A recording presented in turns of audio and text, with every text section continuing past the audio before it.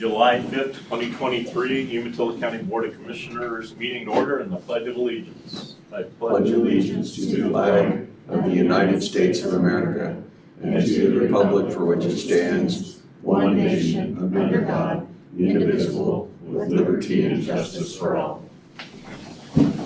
Welcome everyone. I'd like to remind everyone that this is a public meeting, is being recorded and can be participated in virtually. Also, anyone here to speak on something that is not on today's agenda, please come to the podium and state your name and address. And also, we'll limit all public testimony on items not on the agenda to 3 minutes today.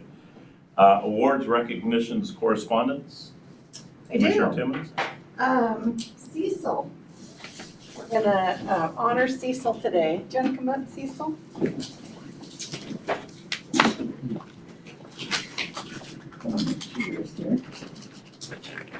Okay, I agree with this statement. Cecil is just an awesome person.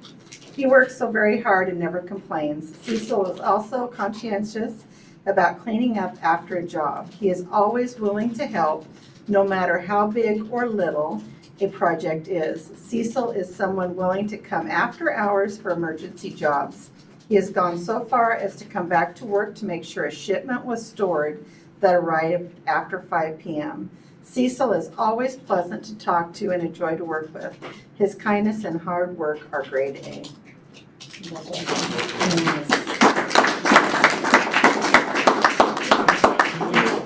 What?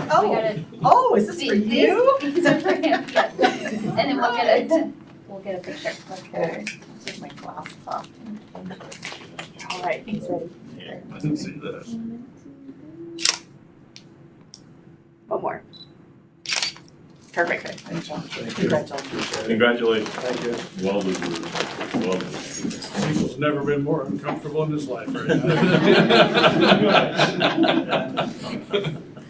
Any other awards, recognitions, or correspondence? I have done this. I do want to say I attended and I listened to you guys, the Pendleton, but I'm always astounded by the patriotism and the people that come out for all of the events in Umatilla County.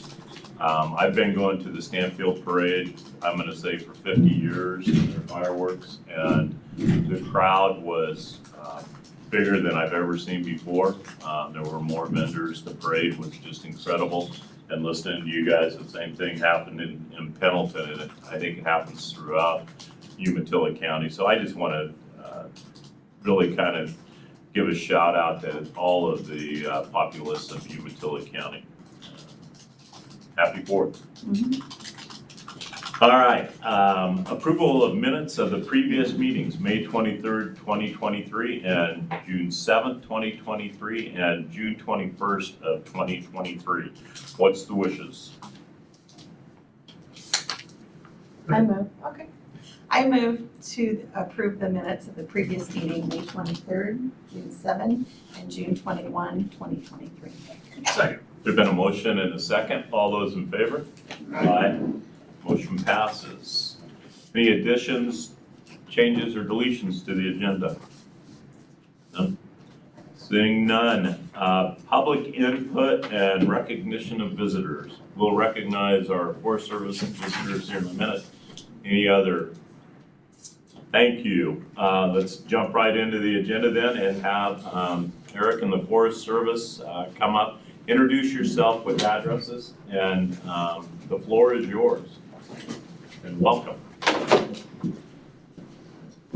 Hey, well, good morning, and it was great to hear about Independence Day celebrated throughout Umatilla County. That was wonderful. Have a seat, everyone. Eric, you've had that water bottle as long as I've known you. You know, I break them about every 6 months, and just an old stockpile of firefighter water bottles serves me well. So good morning, I'm Eric Watrud. I'm the Forest Supervisor for the Umatilla National Forest out of the headquarters here in Pendleton. Good morning, Darcy Wiesman. I'm the Public Affairs Officer for the Umatilla National Forest based out of Pendleton and a lifelong Umatilla County resident. Good morning, my name is Bart Osland. I'm the acting ranger for North Fork John Day Ranger District. I'm down here from the Colville National Forest for the next 4 months. And I'm Andy Steele. I'm the acting district ranger in Walla Walla.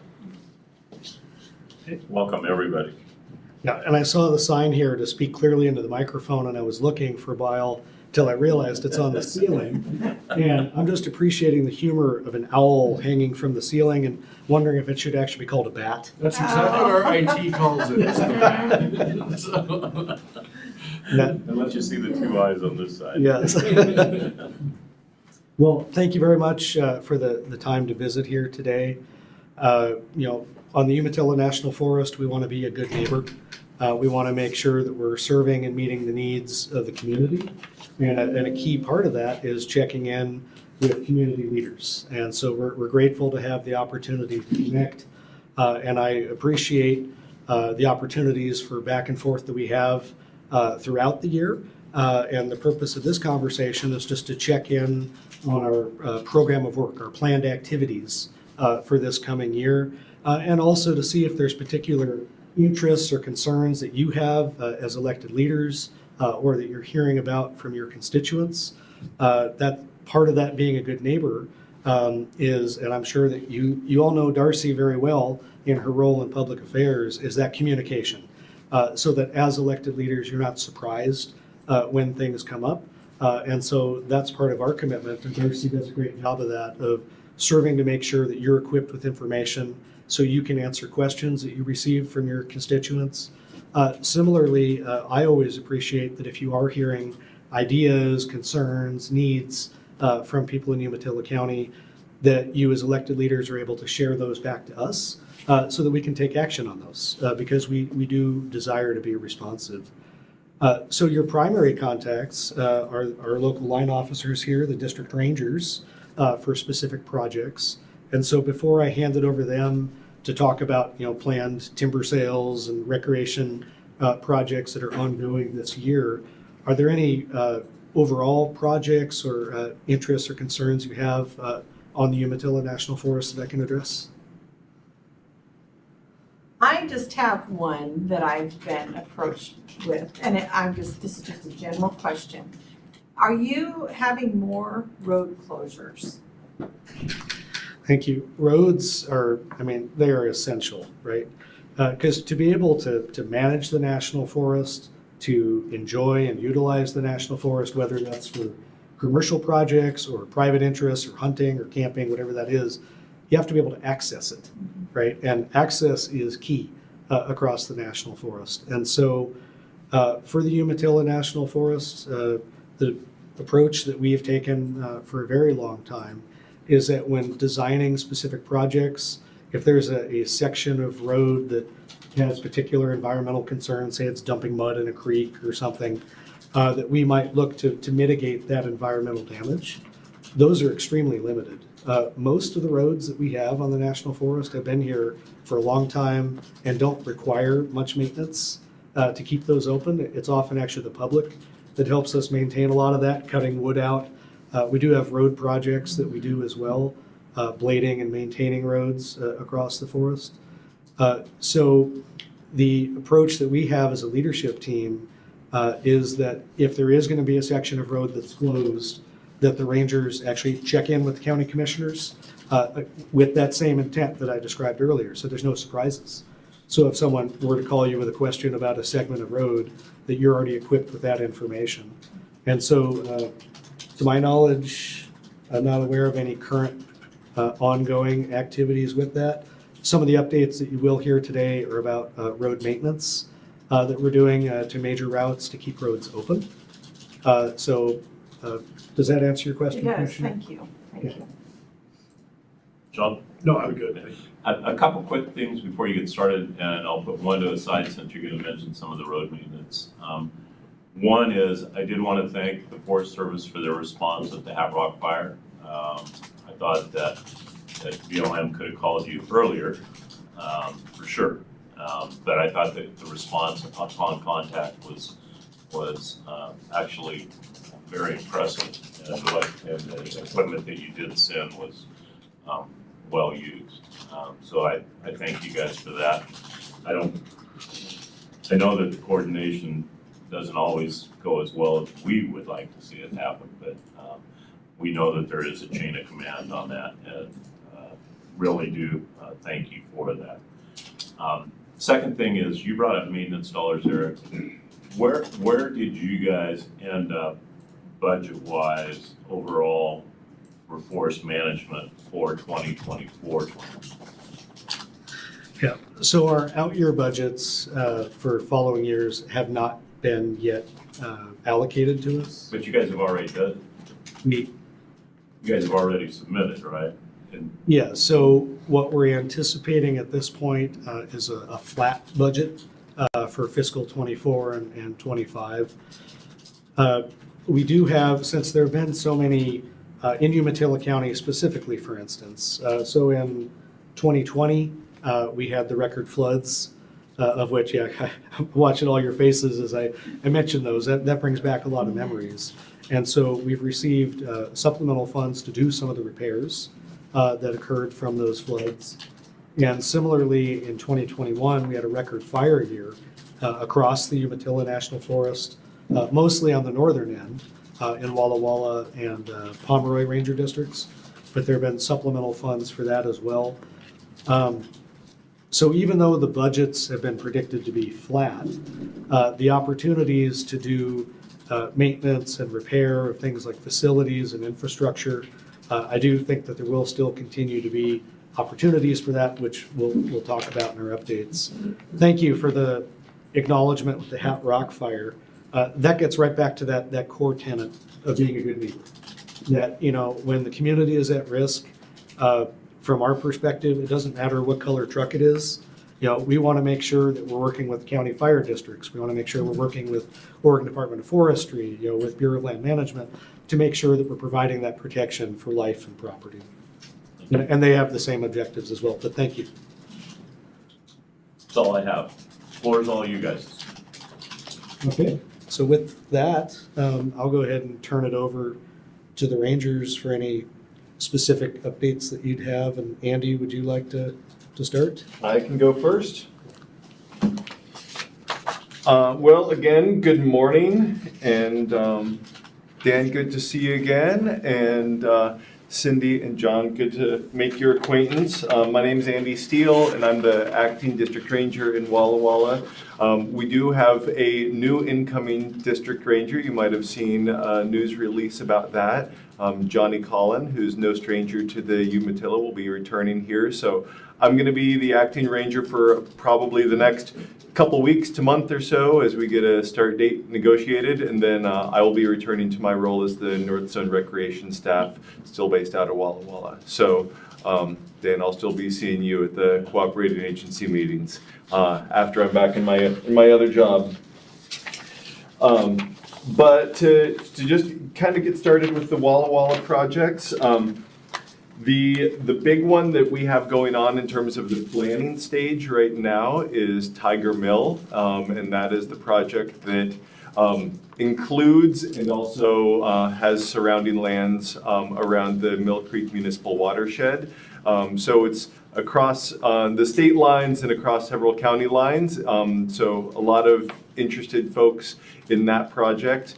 We are hoping to have a signed decision on that in early 2024, and then implementation is going to go out many years. There'll be a few timber sales from that, but a lot of what we're doing there is mitigating some more extreme fire risk through thinning and prescribed burning.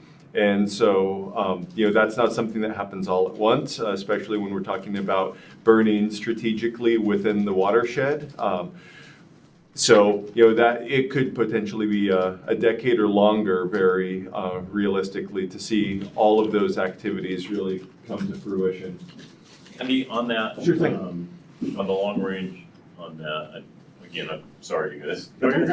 On the road reconstruction and construction along with the upper bridge, is that part of the project scope, or is that fall into the project segments?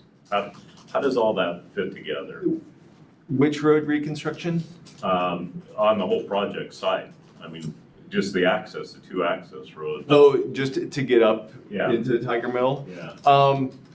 So there will be, some road maintenance work specifically toward the routes that are gonna be used to haul. I guess yeah. that's what I meant. Yeah, and, so there will be, certainly work done to prepare those routes for haul. I think especially around Government Mountain, that's an area that comes up a lot in terms of having, access that's rougher than we would, want it to be for that intensive of work. And then there will be contract specifications built in terms of, what the roads are supposed to look like after they're done. Okay. And, I'm not a road maintenance expert, but I work closely with our district roads engineer. And, if you have specific questions or you're wondering about areas, I can certainly check in with him and I can get back in touch with you. Is there still discussion of access in that project, any phase of the project from the Mill Creek side, from the Washington side, that portion back up to Oregon from the back side? Like on the 65 road? Yeah. There is, okay. Yeah. All right. I have a question on that. We have a cabin up on Government Mountain. Okay. And if you take that Government, so you come up Pumpkin Hollow and then take that Government Mountain up, there's areas in there, that would be a tight squeeze. I know they do logging up there, especially if you've got two vehicles. Are you gonna widen the road, or how is that gonna, or are you just gonna come up from the Tiger Canyon side? That is a great question. I don't have a great answer to that right now. Those things, I'm not sure that they have gotten worked out yet in terms of exactly what the roads appraisal will look like. But if you have particular concerns about that, I'd encourage you to just shoot me an email. We can make sure that the roads engineer is aware of some of those concerns. And I'm sure he knows that road system a lot better than I do, and so I would imagine that he knows of these areas where we might have some tight fits. But if there are any specific concerns, I'd be happy to elevate that and get his answer.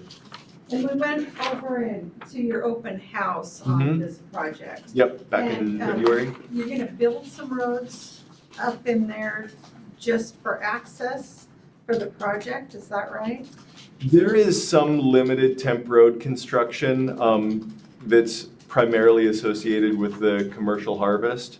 But it's fairly limited. To what Eric said about environmental impacts, whenever possible, we try to identify areas that had skid routes or had previous temp roads, where the soil has already been impacted and we can go back into that area and we're not necessarily impacting something new for the first time.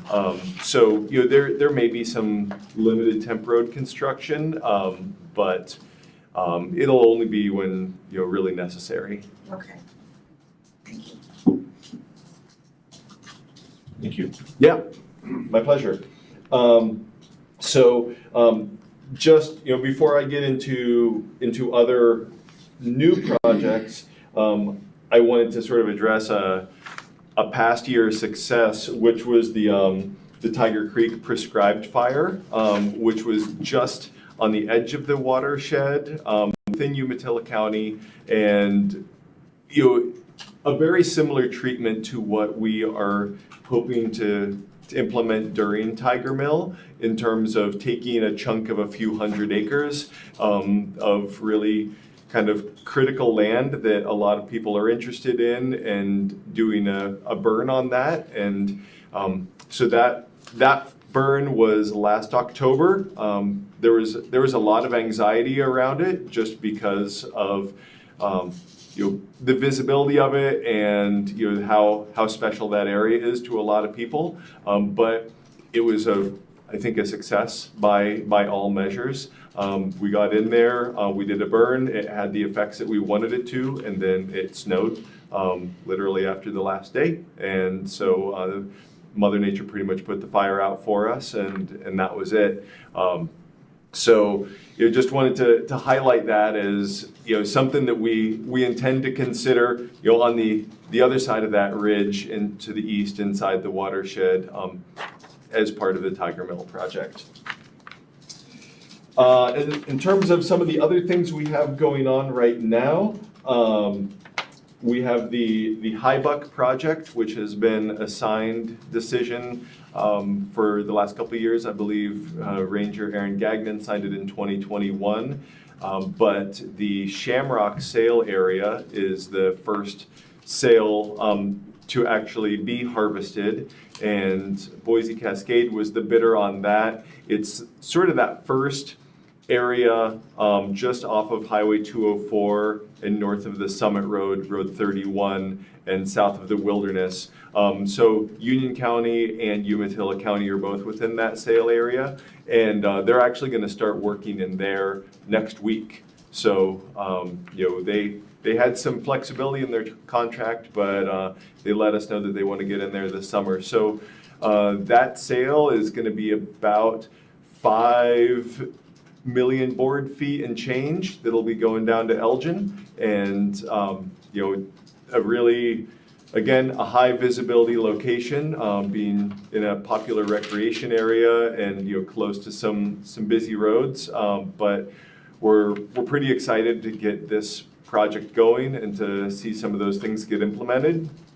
I do want to mention, just in terms of the recreation aspect, that the Umatilla Rim Trail does go through the Shamrock Sale area, and if you might have seen an email from Darcy on Monday that we are going to be implementing a closure of the Umatilla Rim Trail during the week. So it'll be Monday morning through Friday at noon while harvest activities are ongoing, and then essentially at noon on Friday, they'll pull equipment back from the rim trail if they were to be working in there, and it'll be open Friday afternoon through the weekend for recreational access, and then closed again for the week. We do anticipate that going through the whole operating season, basically through November. If they pull out early, we can easily close or rescind that closure order, but that's kind of how it's standing for now. And I think the last thing that I will hit on until we get to any questions you might have is the ongoing discussion and planning to repair the 32 road kind of between the North Fork Umatilla River and the Mount Emily Summit Road. And that's something that we're working on with Federal Highways as part of the follow-up to the floods in 2020. And so right now, we are anticipating that the work to start next summer and continue for a few summers, just based on the level of work it's going to take to really do that correctly. But there is an end in sight for that, which I think we're all looking forward to. Yeah. Yes. Yeah. I agree. Yeah. We're looking forward to having that road Are reopened. you saying that you'll put the first part out to bid this fall? So the bidding and contracting element is a little bit out of my wheelhouse because Federal Highways is managing the actual work. They do intend to start staging this year, start working next year. By the end of the second year, which will be, let's say, fall of 2025, they hope to have a roadbed sort of roughed in that could be used for emergency egress if required. If there was, say, a fire down there that residents could get out, or for our firefighters to get through there. But it won't be necessarily open to the general public at that time. There will still be another year of work to get it actually improved and up to standard.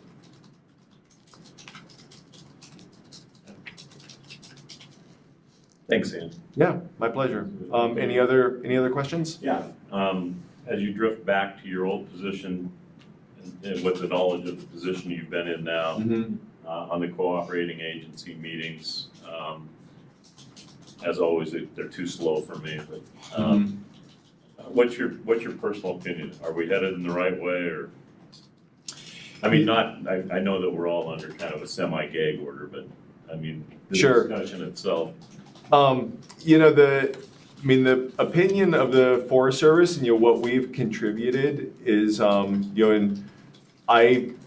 my involvement in that was the same when I was the recreation staff officer also. So, that's one of those things that, the level of involvement that I had didn't really change very much when I stepped into the acting ranger role. But, our real desire is to see the recreational access restored there. We do have the trail right of way through the South Fork Walla Walla, and when we responded with our comment letter to their purpose and need for it, that was the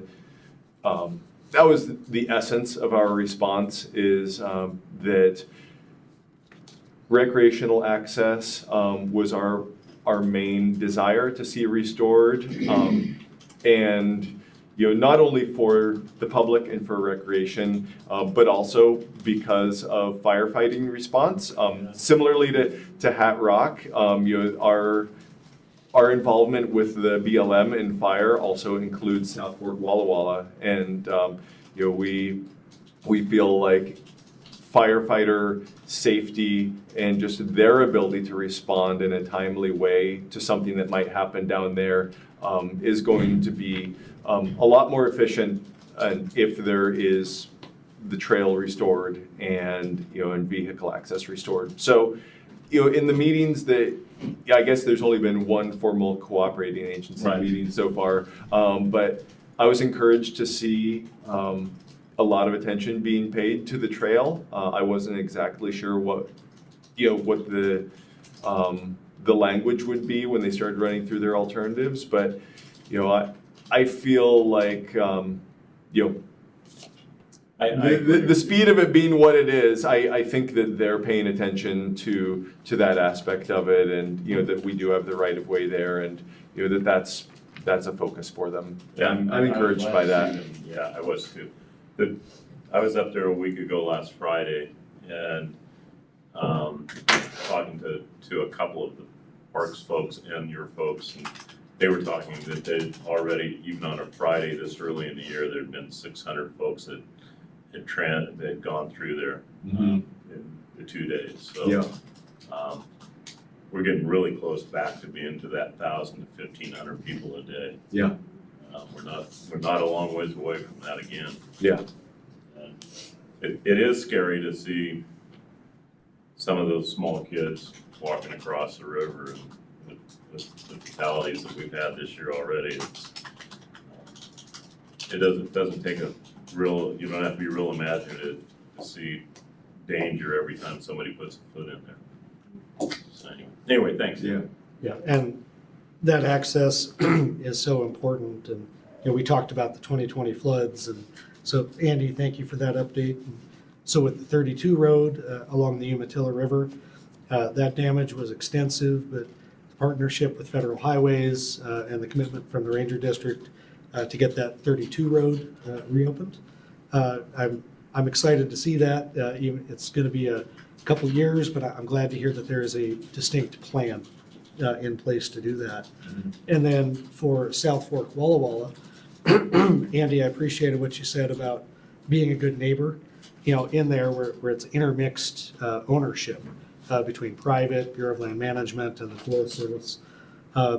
Correct me if I'm wrong, so all the trails on the Forest Service that were damaged in that flood have since been reopened, correct? Yes. Yeah, they are all reopened. They're actually in really good shape. Yeah. We have a great trails crew. Yeah, I was surprised. From last year to this year, it's amazing. Have you seen the new Burke Cabin Bridge yet? I have. That's a long hike for me. Yeah. From the way I came down and went back up. It's a nice bridge. It is a very nice bridge. Yeah. I got a couple of pictures of it while I was there. Now, that bridge was put in with Great American Outdoors Act, That's right. and that has served the Umatilla and other forests around the country very well. I was amazed at the traffic on it.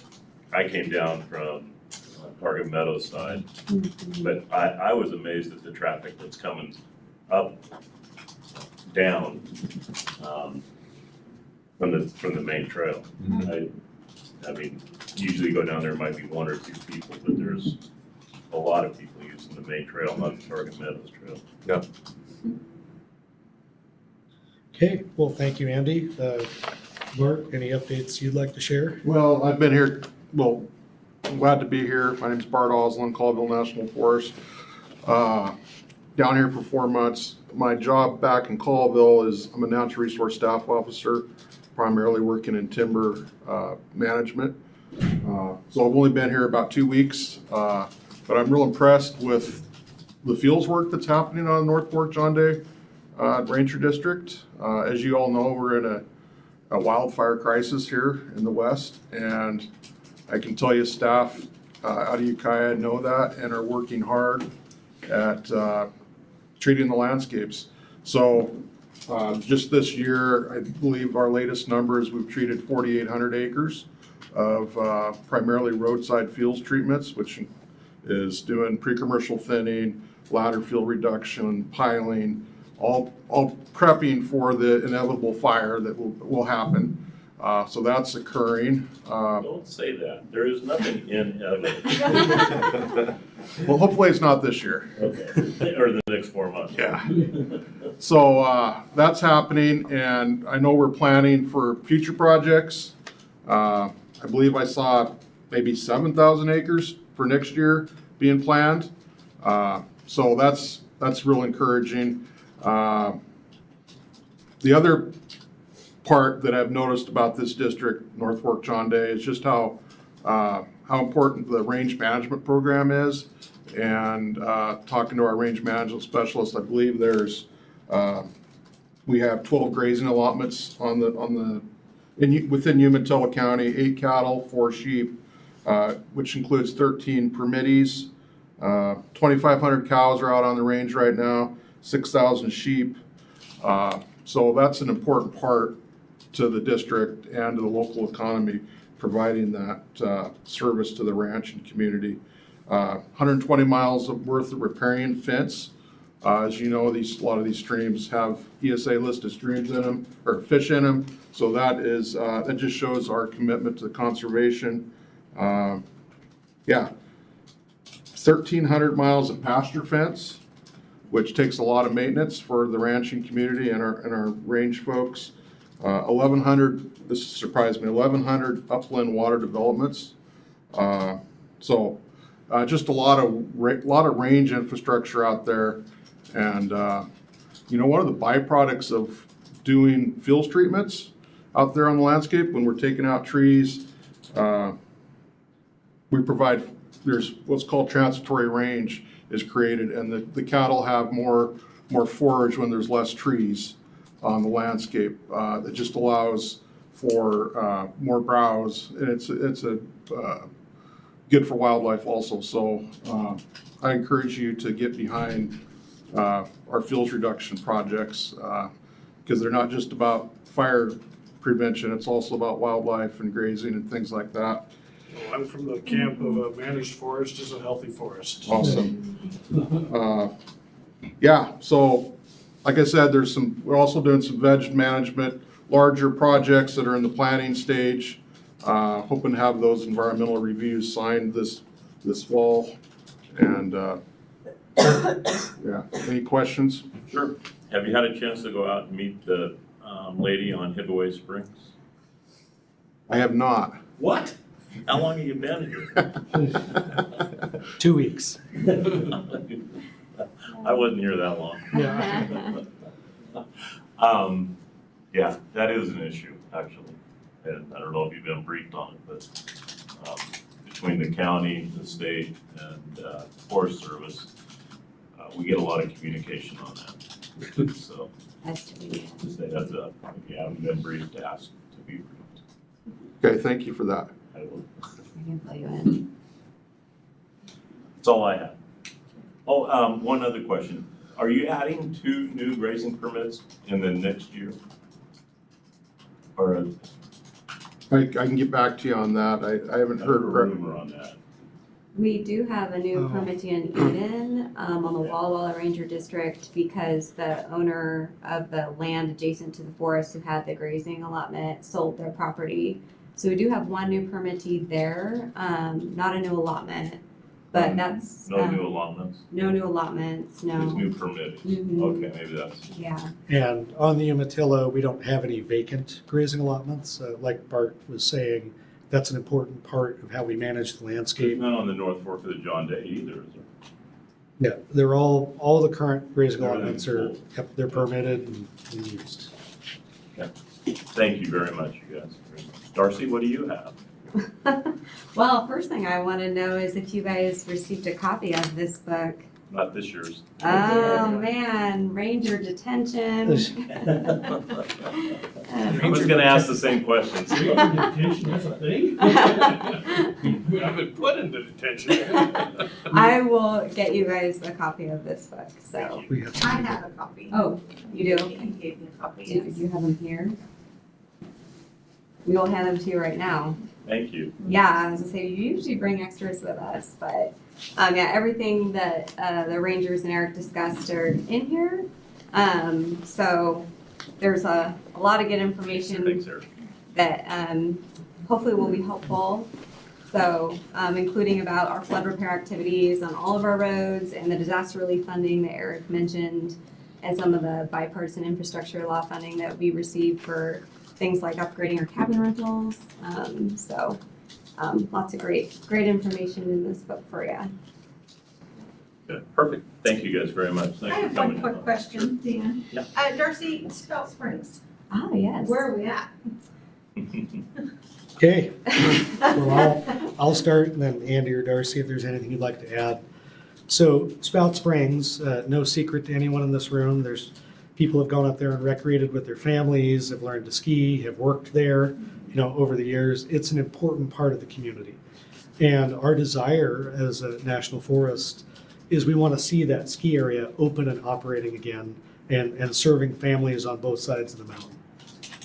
So the former owner no longer holds the permit, and the facilities are now under federal ownership, and we're currently working through the process. There's some litigation.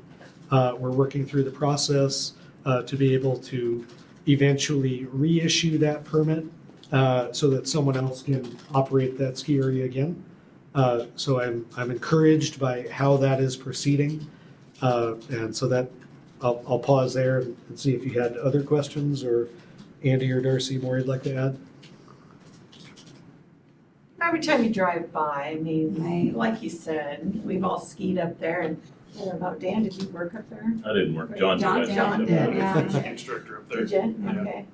So it's just a great place. Yeah, so I can share, last summer, we did a request for expression of interest for a new operator, and we were just overwhelmed with responses, which was really encouraging. It's clearly a location that, our communities really want to see open. And so we received about a dozen formal responses to that, which was really good information for us as we're looking at our path forward of options for how to transfer or, get rid of that property to a new owner so they can operate it.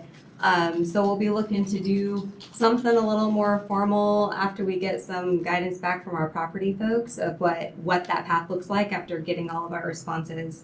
But it was really encouraging. So we are looking forward to that path of how do we get somebody in there to see that place reopened. Recognizing, that the infrastructure has been sitting vacant for a few years, so it's going to take a little bit of time too for anyone coming in. Yeah, it's really interesting. Whenever we do a project, because we're a multiple use agency, we often hear a whole lot of different perspectives about particular projects. Spout Springs is really kind of unique in that I think almost uniformly the feedback that we have heard from everyone, from elected officials to county residents to people within the agency, is we want to see that place open and operating again. And like Darcy's saying, that community interest, there's that upswelling of support, and it's really encouraging, and we appreciate it. And Commissioner Schaefer, did you have something you were gonna? I was gonna say, I think there was like 4 different operators that were looking at putting a bid in. Does that sound right? We got 12, Well, 12, yeah, different individuals Oh. or entities that I were, think there were 6 at the walkthrough, right? and we did 5 different walkthroughs. I There mean, were, it was more than that. it was a lot. Because, We yeah, there were a decided- few sort of one-offs, but, Yeah.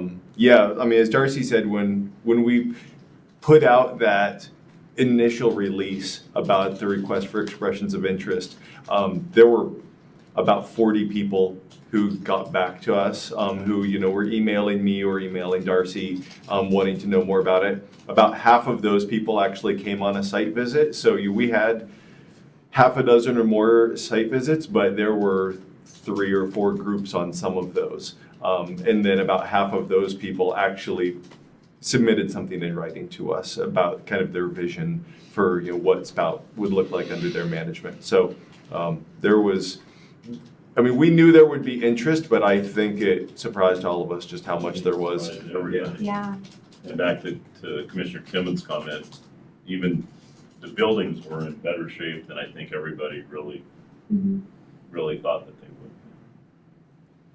yeah, Spout is an area we hear about everywhere we go, even when we meet with like some of our counties that are a little bit, farther away, a distance from Spout, they'll ask about it. And so, yeah, there's a strong interest and we share that interest.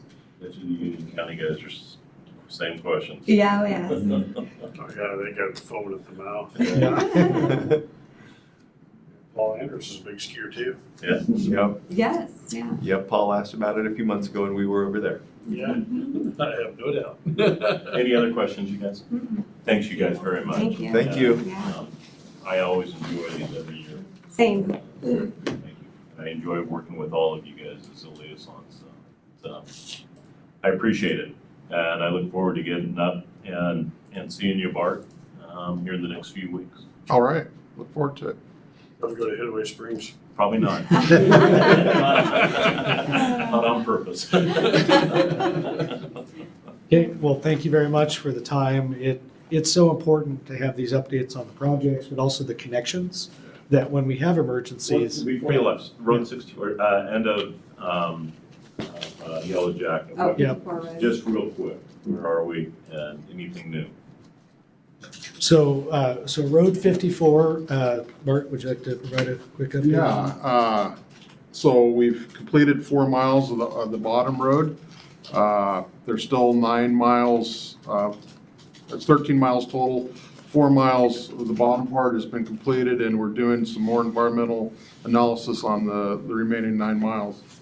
So Perfect, I kind of had some more of the background that got us. Yeah. there, so. a little more. So we're currently working on a contract for engineering design for that remaining section of road because it's going to be a rebuild. It is a rebuild. Yeah, and so once we have that, then we'll be able to move forward with working on the environmental analysis and then the actual contract to do the repair. But we've got everything else behind us from the early start.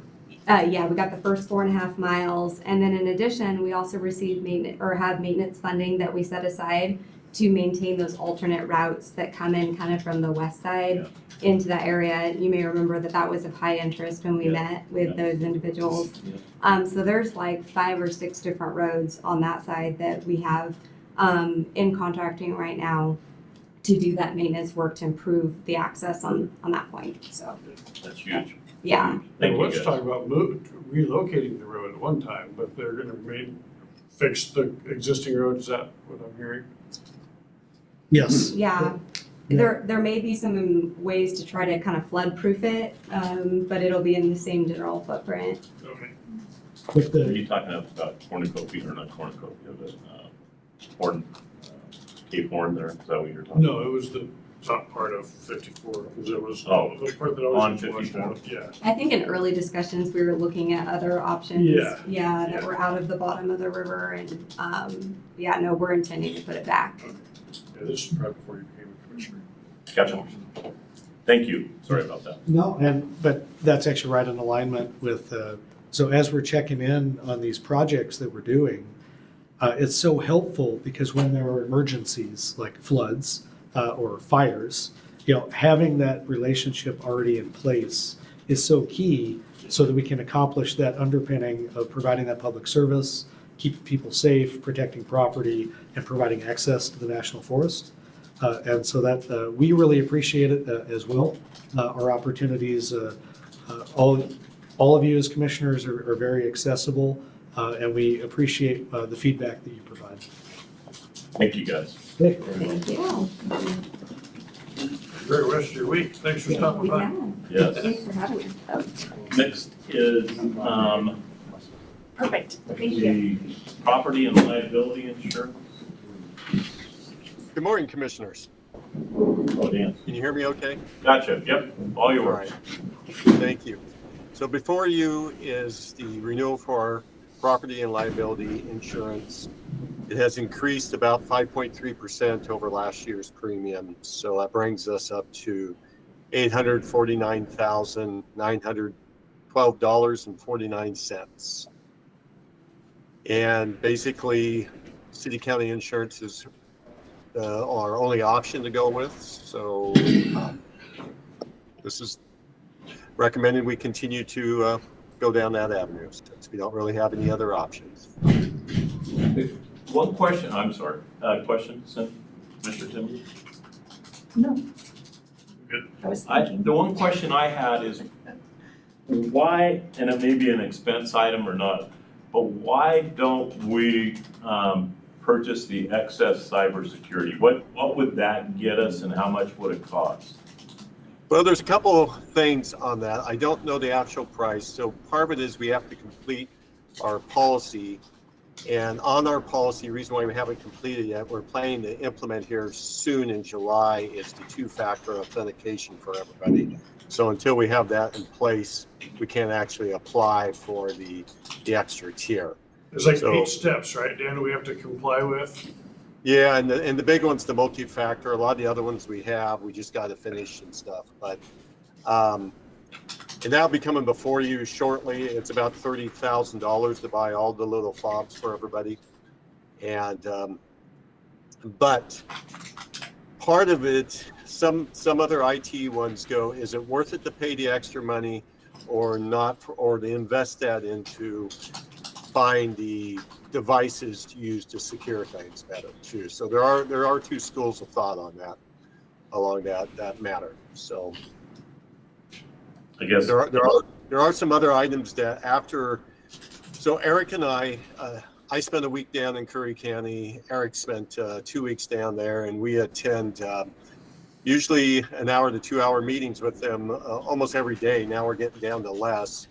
And there are some things that we will be implementing that they actually brought in Microsoft, their actual security team, into it. So they brought in some very specialized people to do some work there to set things up at Curry County. And so it was a great opportunity for us to see how they implemented certain items. So we are implementing those, and we are preparing to make several different changes to make our systems more secure. And that's so there are several changes down the line that we're going to do. And so probably by next year, we could go with that extra cyber allowance or that, but also too, there's a factor of, do we want to do that or spend it on some of these other applications we're planning to do?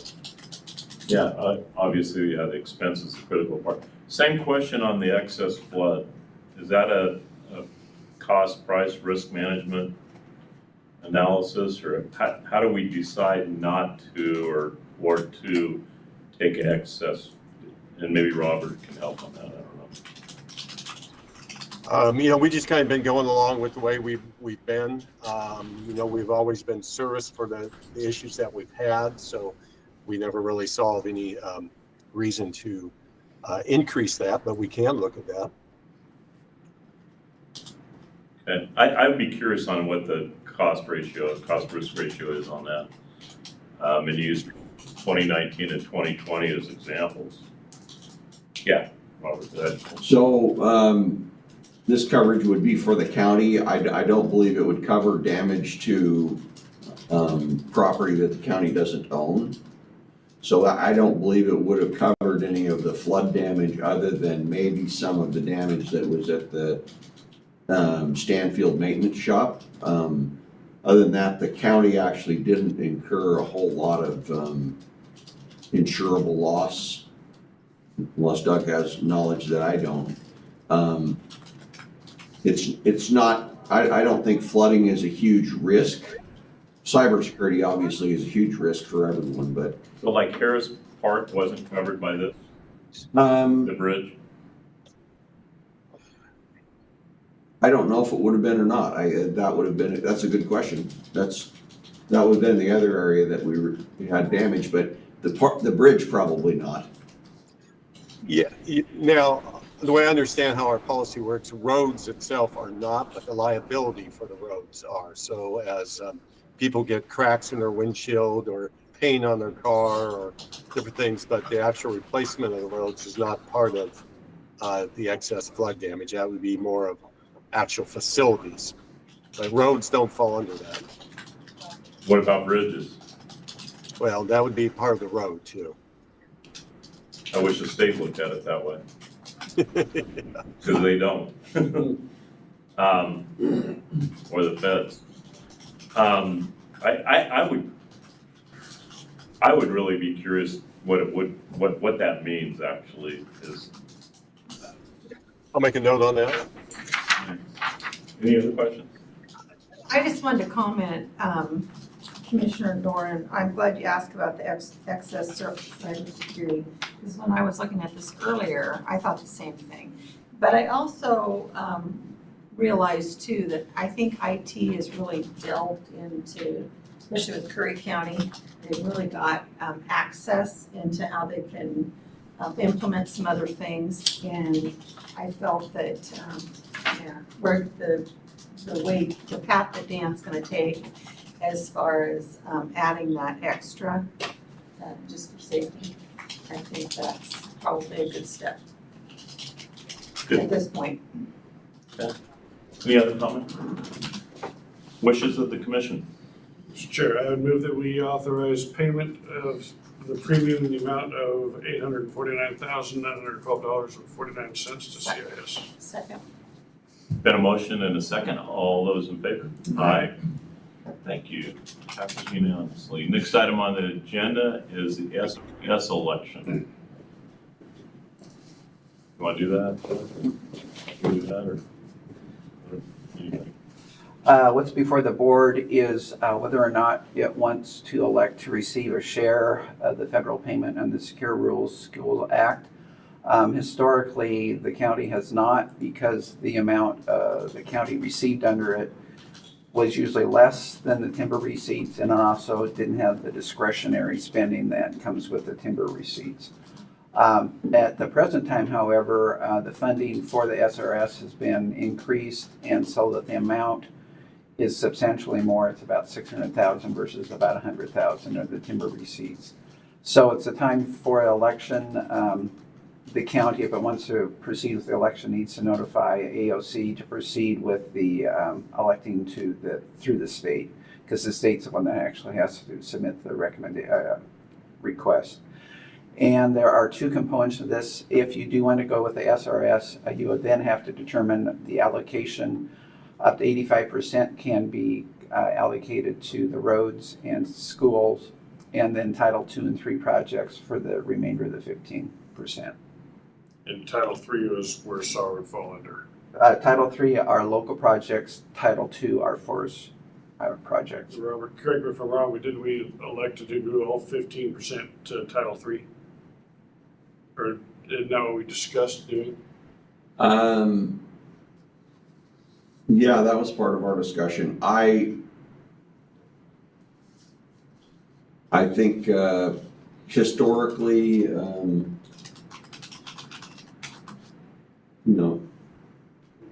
it's a project to expend those funds for Title III, but it's something that we certainly can do.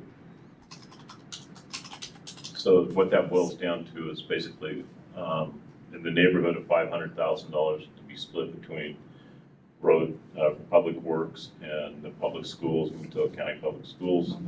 And then the 15%, about 80 grand or so to SARS. We dedicate that to SARS.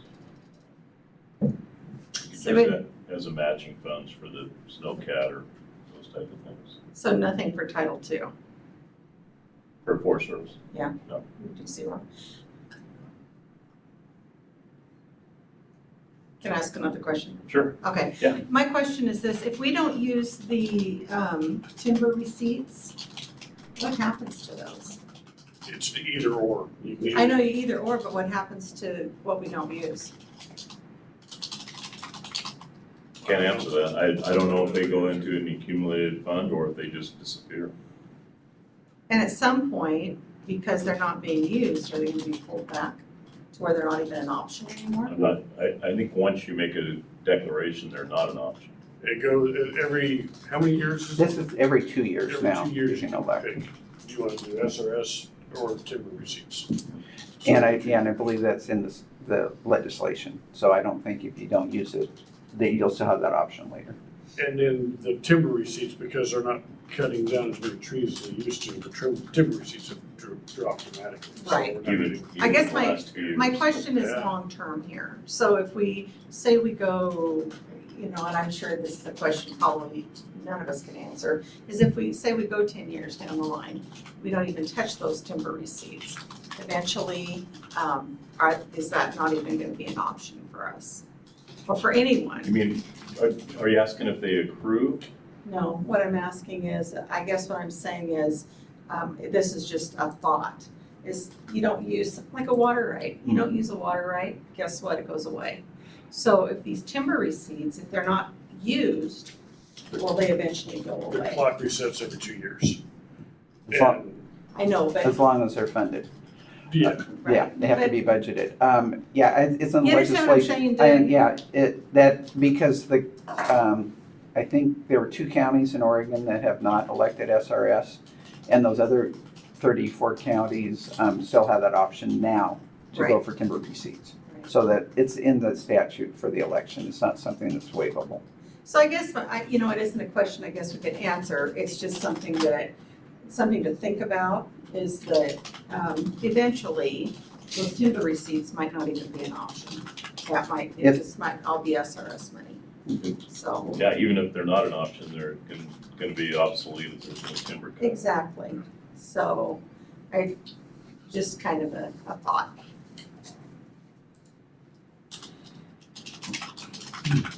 so Why not? in the motion, do we need to decide where those 15% monies are going towards? Yes, please.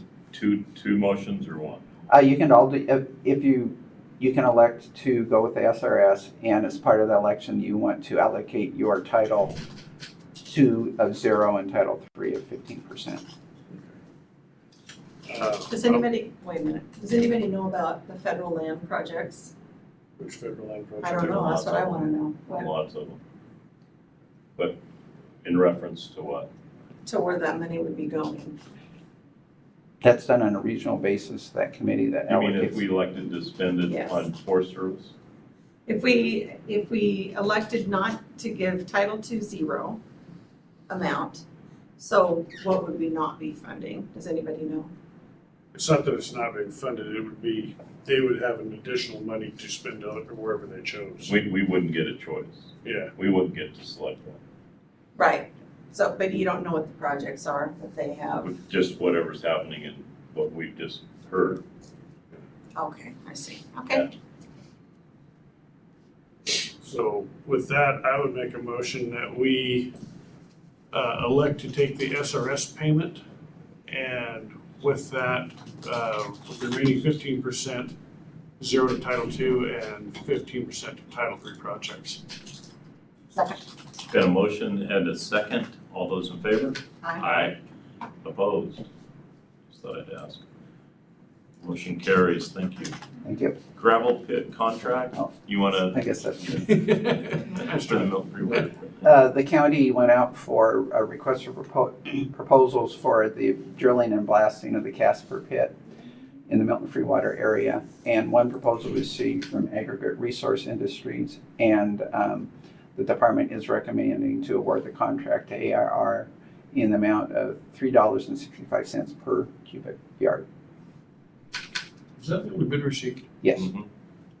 The last few, we've been, usually historically, been having 2 or 3, and we're down to 1 now. No, I noticed that. Yeah. Yeah, like Gallagher Room has got so much work right now. 1,000 cubic yards isn't very much. So I'll make a motion that we approve the contract with Aggregate Resource Drilling in the amount of $3.65 per cubic yard. Second? Been a motion and a second. All those in favor? Aye. Thank you. Next item on the agenda is the maintenance payable electric. Thanks for hanging around, Mark. Yep. Morning, Commissioners. Mark Tanner, Facilities Manager, Umatilla County. Before you, the first payable is for SS Electric for work at the Community Corrections Building for $8,847.50. That will be reimbursed by Community Corrections. Entertain a motion. Move approval. Second? Been a motion and a second. All those in favor? Aye. Motion passes. Next item on the agenda is another maintenance payable for. Same for Merriman Plumbing for $5,410.54. And this will also be reimbursed by Community Corrections. Love the fact that it's reimbursed. It's my favorite. Approval. Second. Been a motion and a second. All those in favor? All right. Aye. Perfect. Motion passes. Thanks, Mark. Thank you, Commissioners. Thanks for hanging around. Yes. All right. Any additional comments or from the commissioners? None for me. Yes, I have a comment. Uh-huh. I think that our emergency management is doing a whale of a job. And I attended a fire services meeting at Hamleys last week. It was extremely impressed. It was well attended by all sorts of folks from Umatilla County. The speakers were excellent. And I just wanted to give a shout out to, they're doing a great job, being very proactive. Indeed. Well said. Anything else? With that said, meeting adjourned.